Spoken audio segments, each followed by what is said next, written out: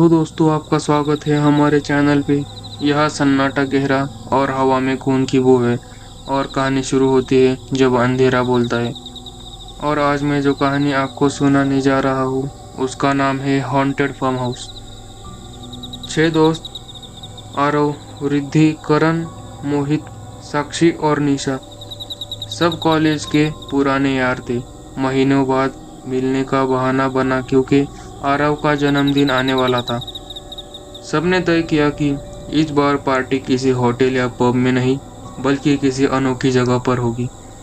मोहित ने एक जगह सुझाई। दोस्तों, मेरे गांव के पास एक बहुत पुराना फार्म हाउस है, सालों से खाली पड़ा है।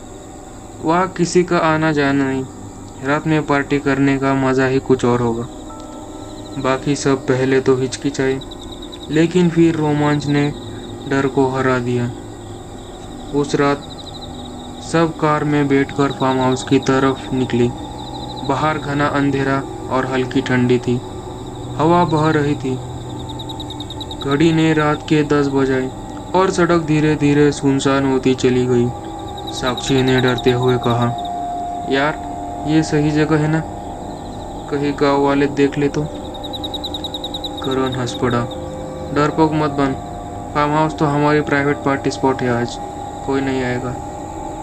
करीब आधे घंटे की ड्राइव के बाद सड़क एक टूटी फूटी पगडंडियों में बदल गई। सामने धुंध से ढका हुआ एक विशाल जर्जर फार्म हाउस खड़ा था। टूटी हुई खिड़कियों से हवा सीटी बजाती हुई अंदर बाहर जा रही थी। दरवाजे पर जंग लगा ताला पहले से टूटा हुआ पड़ा था, जैसे कोई अनदेखी शक्ति अंदर आने का न्योता दे रही हो। निशा ने कांपते हुए कहा, ये जगह तो वाकई डरावनी है। सच में यहाँ पार्टी करेंगे? आरव ने बोला, बस कुछ घंटों की बात है, मजा आएगा, यादगार जन्मदिन बनेगा।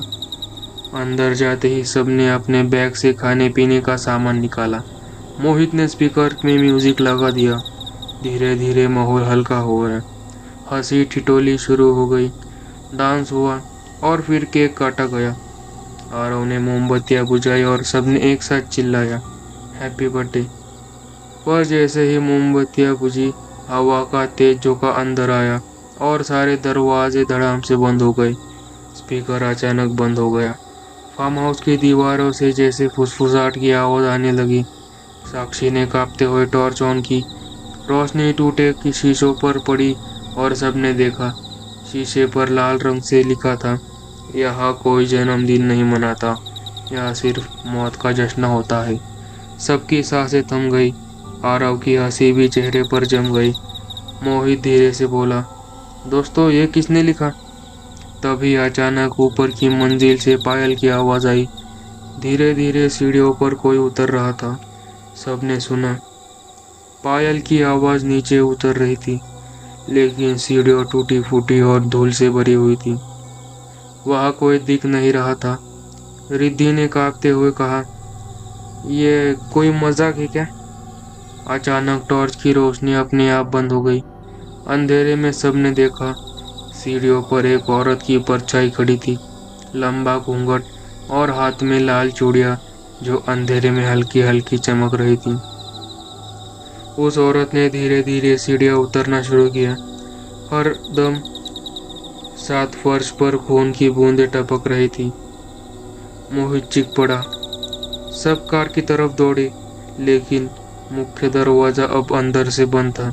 चाहे जितना धक्का मारो, दरवाजा हिला तक नहीं। आरव ने चिल्लाते हुए कहा, ये कैसे बंद हो गया? अभी तो खुला था। दीवार पर लगी टूटी हुई घड़ी अचानक चलने लगी।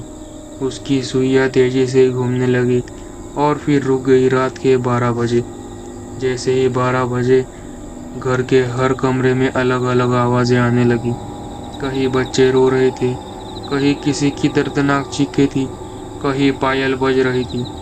साक्षी ने डर से अपनी आंखें बंद कर ली। निशा ने नजर अचानक दीवार पर लगी एक पुरानी तस्वीर पर गई। उसमें वही औरत थी, लंबा घूंघट, लाल चूड़ियां और आंखें बिल्कुल खाली। लेकिन सबसे डरावनी बात यह थी कि उस तस्वीर में औरत के साथ 6 लोगों की परछाई बनी थी।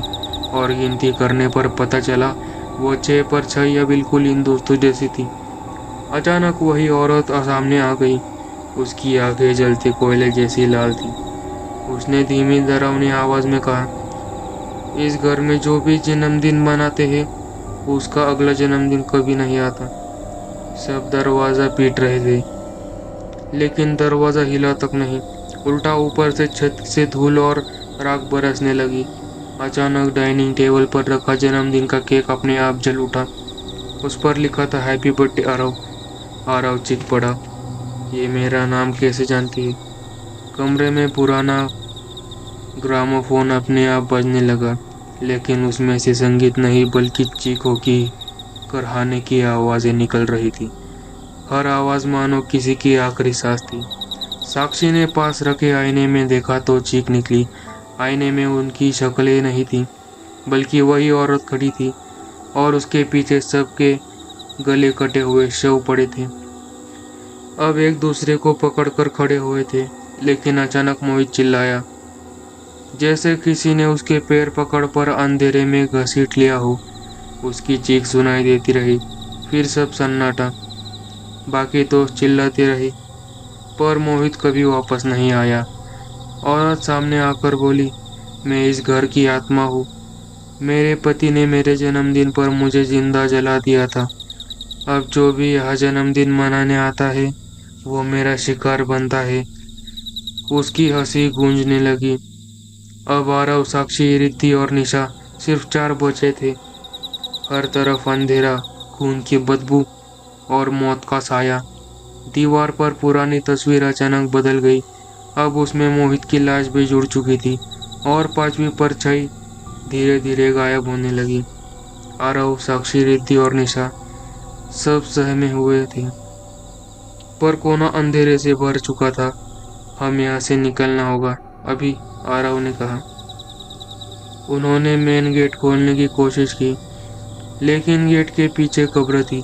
हर कब्र पर नाम लिखा था, आरव, साक्षी, रिद्धि और निशा। रिद्धि कांपते हुए बोली, ये हमारे नाम है। अचानक रिद्धि का शरीर हवा में उठ गया। उसकी आंखों से खून टपकने लगा और उसकी होठ अपने आप बोले, एक एक करके सब मरोगे जैसे मैं मरी थी। उसका गला अपने आप मरोड़ा गया और धड़ाम रिद्धि जमीन पर गिर पड़ी। आईना अब लाल हो चुका था। उसमें आरव, साक्षी और निशा दिख रहे थे, लेकिन तीनों लाशों की तरह पड़े हुए। साक्षी चिल्लाई, ये हमारा भविष्य है। औरत की आवाज गूंजी, मेरे पति ने मुझे जलाकर मार दिया था, क्योंकि मैंने अपनी मौत से पहले उसकी करतूत दुनिया को बताने की ठानी थी। उसने मुझे रोका, लेकिन मेरी आत्मा अब इस घर में फंसी है। अब हर जन्मदिन यहाँ मौत का दिन बनता है। आरव चीखा, तेरी लड़ाई अब मुझसे है। तू चाहे जितनी शक्तिशाली हो, मैं तेरा शाप तोड़कर ही रहूंगा। उसने पास रखी मोमबत्ती उठाई और केक में चुभो दी। पूरा कमरा आग से भर गया। जैसे ही आग भड़की, औरत की चीख गूंजी, पर साथ ही साक्षी और निशा की चीखें भी मिल गई। धुआं पूरा कमरे में छा गया और कुछ ही पलों के सब सन्नाटा। अब फार्म हाउस फिर शांत खड़ा था, लेकिन दीवार पर लगी नई तस्वीरें में अब आरव, साक्षी और रिद्धि तीनों की जली हुई तस्वीरें चमक रही थी। तो गाइस, आपको ये स्टोरी थोड़ी भी अच्छी लगी हो और कल भी ऐसी खून जमा देने वाली स्टोरी सुननी हो तो अभी सब्सक्राइब करें हमारे चैनल को, जब अंधेरा बोलता है।